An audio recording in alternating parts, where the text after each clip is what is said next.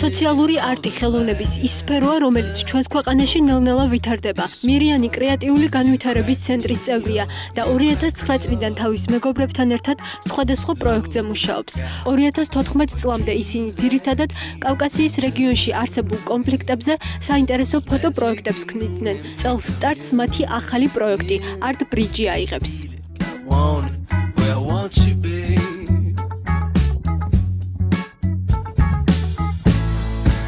ეს პროექტი ფოტოგრაფებისთვის პირველ რიგში იმიტომ იქნება მნიშვნელოვანი, რომ მათ მიეცემათ საშუალება გადაიღონ დაახლოებით ევროპის 15 ქვეყანა, გაეცნონ მათ კულტურას, გაეცნონ ადგილობრივ ფოტოგრაფებს ასევე, გაუზიანონ თავიანთი გამოცდილება და ასევე მიიღონ გამოცდილება და მოხდეს რეალობის შედარება როგორც საქართველოში, ასევე ევროპის სხვადასხვა ქვეყნებში.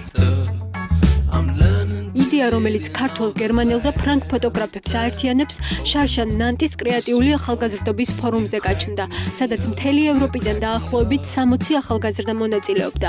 სულხანი ფორუმზე საქართველოს წარმომადგენლებს შორის იყო.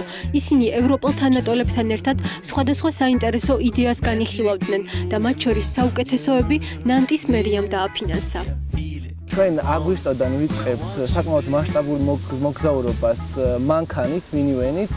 გავივლით დაახლოებით 4000 კილომეტრზე მეტ თბილისიდან ნანტამდე და ზააბიუკენამდე და მე ნანტში გვექნება გამოფენა და წავადგენთ იმ ფოტოებს, რომელსაც გადავიღებთ ყველა იმ ქვეყანაში, რომელსაც გავივლით.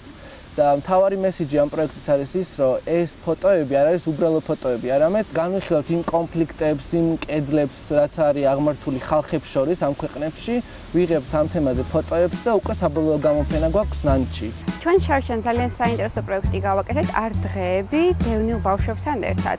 მე პროფესიით ვარ ხელოვნებაცოდნე და აქცენტი გავაკეთეთ კონფლიქტის გადალახვაზე, გადაჭრაზე, ხელოვნების გზით. და რატო ხელოვნება? იმიტომ რომ მე ვფიქრობ და საერთოდ ესია, რომ ხელოვნება არის ყველაზე ჰუმანური საშუალება კონფლიქტის გადაჭრისთვის. პირდაპირ აქცენტირება არ ხდება კონფლიქტზე, იმიტომ რომ ეს ძალიან სენსიტიური თემაა, განსაკუთრებით იმათვის, ვინც არის მოყოლილი ამ კონფლიქტში. და ჯერ ხდება გახსნა ამ ადამიანების და ასევე მოხდა არტ დღეებში. ბავშვები ხატავდნენ, ხელოვნებაზე ისმენდნენ, ლექციებს, გაკვეთილებს და გაიხსნა და შემდეგ უფრო ადვილი გახდა ინტეგრაცია საზოგადოებაში.